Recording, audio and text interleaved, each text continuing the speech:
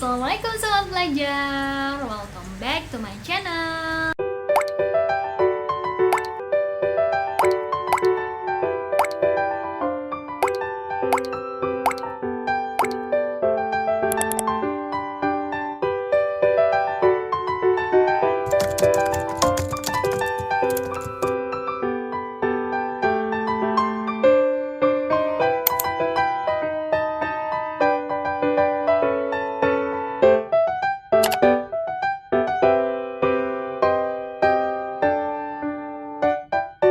Kali ini kita akan membahas materi tentang fluida statis.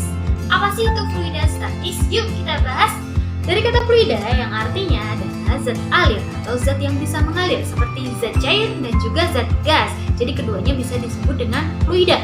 Kemudian statis artinya adalah diam atau tidak bergerak. Jadi fluida statis itu akan membahas tentang konsep-konsep yang berada pada zat alir yang diam. Nah, karena gas itu tidak mungkin diam, dia selalu bergerak, maka fluida statis itu hanya akan berbicara tentang zat cair saja. Nah, kemudian di dalam fluida statis nanti kita akan belajar tentang tekanan hidrostatis, hukum Pascal, hukum Archimedes, dan juga karakteristik-karakteristik lainnya yang berada pada fluida statis seperti massa jenis, kemudian tegangan permukaan, kapilaritas, dan juga viskositas. Nah, pada video kali ini kita hanya akan membahas tentang tekanan hidrostatis. Nah, untuk lebih jelasnya, yuk simak video berikut ini.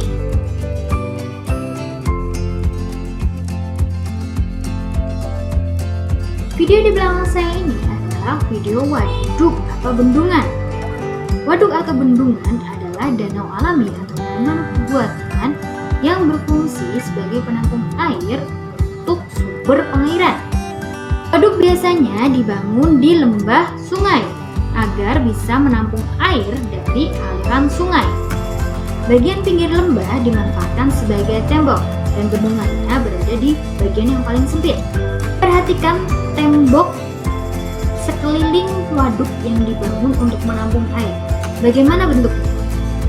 Tips, temboknya tidak lurus seperti dinding rumah atau gedung-gedung yang biasa kita lihat. Strukturnya dibangun miring dengan posisi yang paling bawah lebih tebal daripada yang bagian paling atas. Mengapa demikian? Yuk, simak demonstrasi berikut.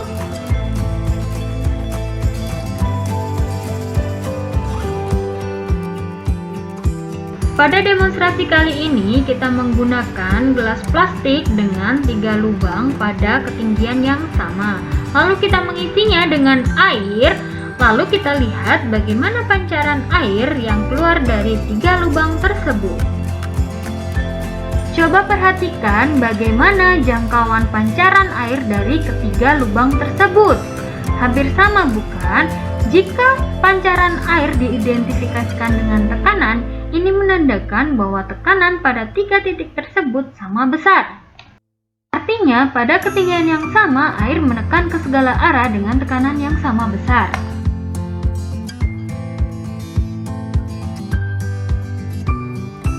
Lihat demonstrasi tekanan hidrostatis berikut. Demonstrasi ini menggunakan sebuah botol plastik yang telah dilubangi.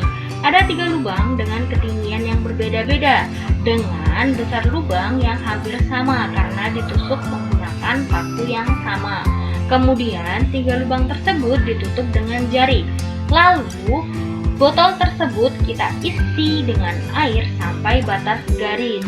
Ketika sudah mencapai batas garis, jari-jari yang menutupi lubang tersebut dilepas. Otomatis air akan memancar dari 3 lubang tersebut. Perhatikan bagaimana pancaran air sesaat setelah lubang dibuka. Coba perhatikan apakah jarak pancaran dari 3 lubang tersebut sama? Jelas tidak sama bukan? Berikut adalah keterangan gambarnya. Lubang paling atas jaraknya 4 cm dari permukaan, lubang tengah jaraknya 6 cm dari permukaan, lubang paling bawah jaraknya 8 cm dari permukaan. Setelah memperhatikan pancaran air tersebut, mari kita catat ke dalam tabel pengamatan. Kita urutkan lubang manakah yang memancarkan air dengan jarak paling jauh, sedang, dan dekat. Kemudian menjawab pertanyaan berikut, lubang manakah yang memancarkan air paling jauh? Jelas jelas dari tabel jawabannya adalah lubang paling bawah. Kemudian lubang manakah yang memancarkan air paling dekat? Dari tabel jawabannya adalah lubang paling atas. Kemudian jika jarak pancaran air mengidentifikasikan tekanan pada air, maka di manakah tekanan yang paling besar?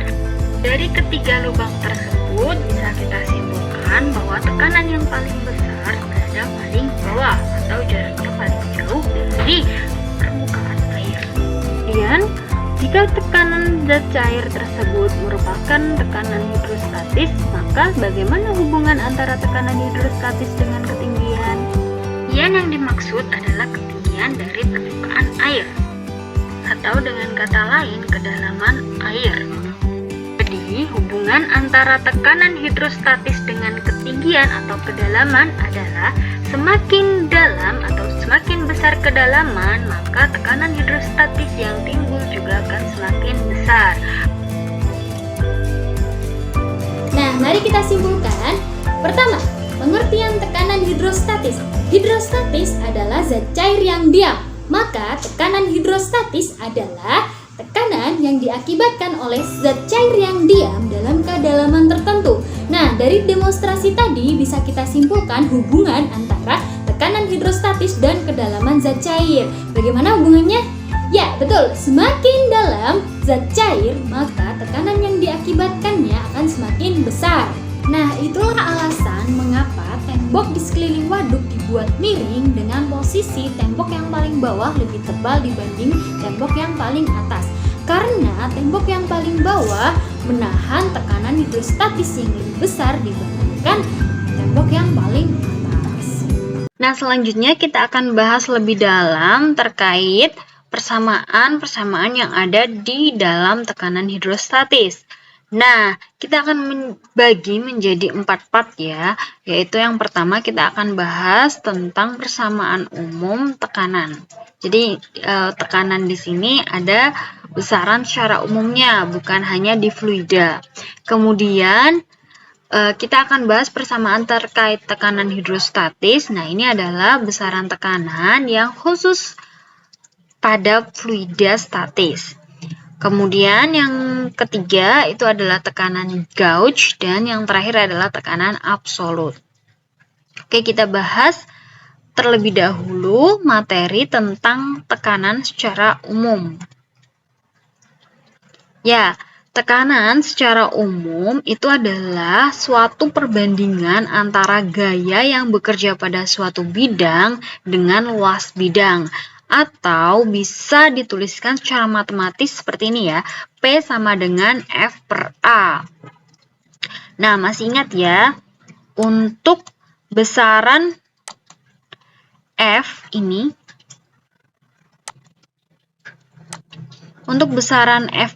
itu akan satuannya itu adalah Newton, sedangkan untuk luas bidang itu kan satuan internasionalnya atau satuan SI-nya itu adalah meter pangkat 2. Nah, jadi untuk satuan tekanan, satuan SI-nya itu adalah Newton per meter kuadrat. Nah, atau bisa juga N per M kuadrat ini biasanya kita sebut juga sebagai Pascal. Jadi 1 Newton meter kuadrat itu sama dengan 1 Pascal. Begitu juga 1 Pascal itu sama dengan 1 Newton per meter kuadrat. Nah, untuk konversinya kalian bisa lihat di tabel sebelah sini ya. Jadi kita akan mengenal juga satuan dalam ATM. 1 ATM itu adalah 1,01 kali 10 pangkat 5 Pascal. Nah, ini biasanya juga bisa disingkat atau dibulatkan menjadi 1 kali 10 pangkat 5. Tergantung soal ya. Kemudian 1 bar itu juga sama dengan 1 kali 10 pangkat 5 Pascal. Jadi di sini kita bisa menganggap bahwa 1 ATM dengan 1 bar itu sama. Oke. Nah, kita latihan soal terlebih dahulu ya. Di sini ada 2 benda yaitu A dan B. A itu bermassa 20 kg dengan sisi-sisinya itu 2 meter karena ini berbentuk kubus ya. Kemudian benda B itu berbentuk berbentuk balok dengan massa 400 kg. Kira-kira antara benda A dan benda B manakah yang memberikan tekanan lebih besar jika diletakkan di atas sebuah lantai datar? Oke, masih ingat ya tadi persamaan tekanan secara umum itu apa? Ya, persamaannya adalah P sama dengan F per A. Oke, kita cari satu-satu untuk tekanan dari benda A itu berapa, B itu berapa. Oke, kita mulai dari A. Nah, di sini yang diketahui adalah yang pertama masanya yaitu 20 kg. Kemudian karena berbentuk kubus, maka luas permukaannya, luas bidangnya ya. Nah, bidang yang dimaksud itu adalah yang bersentuhan dengan benda setelahnya atau benda lainnya. Nah, di sini kan yang ditanyakan itu adalah tekanan antara benda dengan lantai dasar. Berarti di sini yang kita ambil adalah luasan yang kontak dengan lantai dasar. Berarti kan yang ini ya. Nah, yang ini. Nah, di sini kan luasannya itu adalah 2 dikali 2 ya. Berarti 4 meter kuadrat. Nah, kemudian kita cari P-nya. Oke, ingat ya. Ini masih M, bukan F kan? Masih ingat kan ya? Jika diketahui massa atau benda bermassa itu memiliki gaya berat karena ada percepatan gravitasi.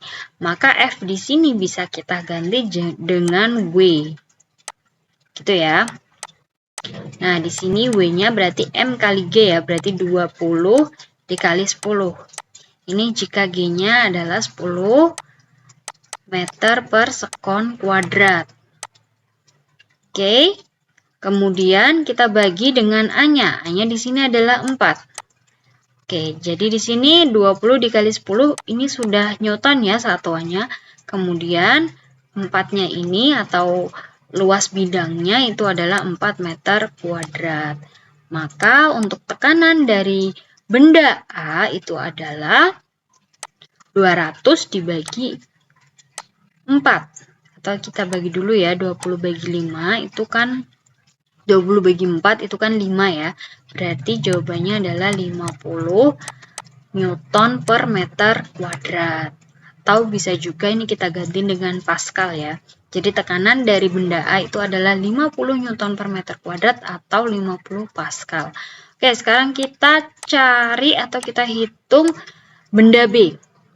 Nah, di sini yang diketahui adalah massanya. Berarti sama dengan yang tadi ya. Nanti kita ubah dulu menjadi gaya berat. Kemudian massanya itu adalah 400 kg. Kemudian luas permukaannya. Nah, di sini juga yang kita ambil adalah luas bidang, bukan luas permukaan secara keseluruhan ya, tapi hanya luas bidang yang kontak dengan benda yang ditanyakan. Di sini kan dengan lantai ya, berarti yang berkontak dengan lantai itu kan yang ini ya. Oke, kita lihat ini panjangnya 10, lebarnya 4. Berarti luas permukaannya adalah 40 meter kuadrat. Oke, sekarang kita cari P-nya. P-nya berarti kita gunakan W ya, atau M dikali G. Oke, ini biar kalau kalian lupa, W itu adalah M kali G. Massa di sini adalah massa dari balok B, berarti 400, kemudian G-nya kita anggap 10 ya. Kemudian dibagi dengan luas permukaannya. Luas permukaannya adalah 40, bukan luas permukaan, luas bidang ya. Nah, ini satuannya sudah Newton, kemudian yang bawah satuannya adalah meter kuadrat. Maka jawabannya adalah, nah ini habis, tinggal 10 ya, berarti ini 100 Newton per meter kuadrat atau 100 Pascal. Berarti mana benda yang memberikan tekanan yang lebih besar? Ya, jawabannya adalah yang B ya. Oke, mudah kan ya untuk menghitung tekanan. Pemanfaatan dari besaran tekanan ini ada banyak sekali ya dalam kehidupan sehari-hari. Salah satu contohnya adalah paku. Kenapa ujung paku itu dibuat runcing? Kemudian ketika kalian minum minuman seperti boba atau Thai tea, itu kan kalau kalian ingin menancapkan sedotan, kalian pasti memilih sedotan yang ujungnya runcing. Atau kalau misalnya tidak runcing, pasti kalian gunting dulu agar lebih runcing ya. Kenapa? Karena di sini ya, dari persamaan ini, kalian perhatikan. Nah, jika gaya yang diberikan itu sama, kemudian luas permukaannya itu beda, maka kira-kira luas permukaan yang lebih kecil atau yang lebih besar yang akan memberikan tekanan yang lebih besar. Ya, karena tekanan ini berbanding terbalik dengan luas permukaan, maka semakin sempit luas bidangnya atau luas permukaan yang kontak, maka tekanan akan semakin besar. Seperti itu ya. Nah, jadi kalau misalkan pakunya tumpul, kalian memaku, maka akan lebih lama untuk bisa masuk karena tekanannya tidak lebih besar dari paku yang ujungnya runcing jika kita memberikan gayanya sama, gitu ya.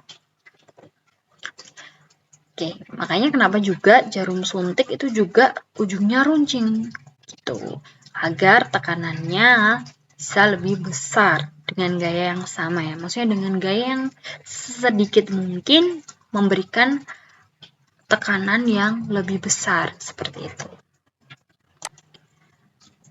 Oke, kita masuk ke tekanan hidrostatis. Tadi secara konsep sudah dibahas ya, bahwa tekanan hidrostatis itu adalah tekanan yang diberikan oleh zat cair akibat dari berat zat cair tersebut. Maka, semakin dalam benda itu masuk, maka tekanan hidrostatisnya juga semakin besar.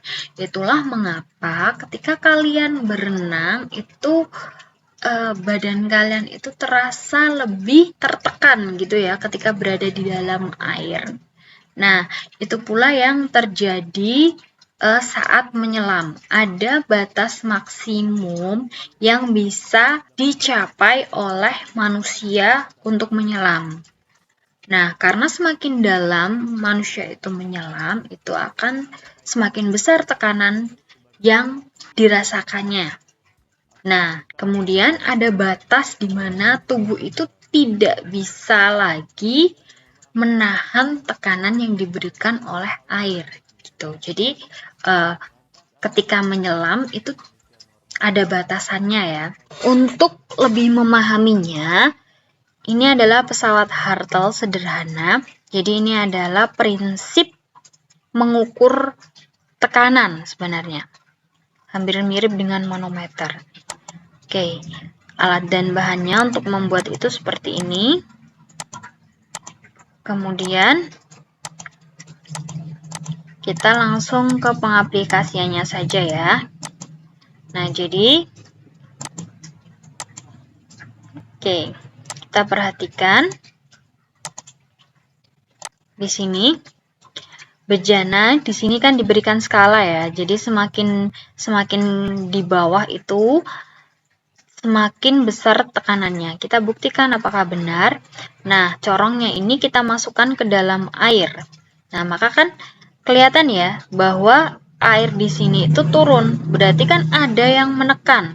Nah, tadi ini selang ini tuh dihubungkan dengan corong yang tadi. Nah, maka ketika corong ini masuk, nah, karena ada tekanan di situ, maka dia menekan ke sini ya. Gitu. Nah, ini adalah salah satu bukti bahwa ada tekanan hidrostatis di dalam sebuah zat cair. Jadi semua semua zat cair atau semua fluida itu pasti ada tekanan hidrostatisnya. Nah, untuk persamaan tekanan hidrostatis ini ya. Jadi, semisal di sini ada sebuah bejana berisi air dengan kedalaman H. Kemudian di sini ada luas permukaannya. Nah, masih ingat ya, secara umum itu kan rumus dari tekanan itu adalah P sama dengan F per A. Nah, tadi kan sudah dibahas ya bahwa pada tekanan hidrostatis, gaya yang diberikan itu adalah gaya berat dari zat cair. Maka di sini F ini bisa diganti jadi W ya, W dari air atau fluida yang ada di dalam bejana ini. Karena di sini air berarti ini adalah W-nya air. Gitu. Nah, W-nya ini juga hanya berat yang berada di atas benda. Seperti itu. Kemudian, nah, untuk menghitung W, tadi kan juga sempat kita bahas ya, bahwa W itu kan sama dengan M dikali G. Nah, kalau zat cair, nyari masanya kan agak susah. Kita lebih mengenal dengan volume. Volume dan ada massa jenis. Masih ingat ya, hubungan antara massa, volume, dan massa jenis. Ya, jadi Rho itu kan massa per volume. Maka ketika kita mencari masanya bisa kita substitusi dengan Rho dikali V atau massa jenis dikali volumenya. Oke, maka di sini kita substitusi ya, M-nya kita ganti jadi Rho dikali V. Nah, kemudian V di sini itu kan juga sama dengan luasan A dikali H ya. Masih ingat kan rumus volume? Volume baik tabung ataupun kubus, pokoknya benda 3 dimensi, volume itu rumusnya adalah luas alas dikali tinggi, ya enggak? Nah, luasan alas di sini berarti A kan kalau di benda ini, di bejana ini. Kemudian tingginya itu H. Nah, tinggal disubstitusi saja. Nah, sehingga A di sini bisa kita eliminasi. Maka persamaan tekanan hidrostatis bisa kita ganti dengan P sama dengan Rho dikali G dikali H, gitu ya. Nah, ini asal mulanya juga dari tekanan yang secara umum tadi. Nah, untuk tekanan hidrostatis itu juga satuan SI-nya itu adalah Pascal atau Newton per meter kuadrat, gitu ya. Untuk masanya itu kilogram, jelas. Kemudian gravitasi meter per sekon kuadrat. Kemudian untuk luas bidangnya itu adalah meter kuadrat. Dan seterusnya, gitu ya. Oke, ini terkait persamaan tekanan hidrostatis. Nah, untuk tekanan gauge dan tekanan absolut akan kita bahas di pertemuan berikutnya ya. Nah, demikian pembahasan kita kali ini. Terima kasih sudah menonton video ini sampai akhir. Semoga bermanfaat. Jangan lupa klik tombol subscribe bagi yang belum subscribe dan klik like jika kalian suka video ini. Sampai jumpa di video berikutnya. Bye!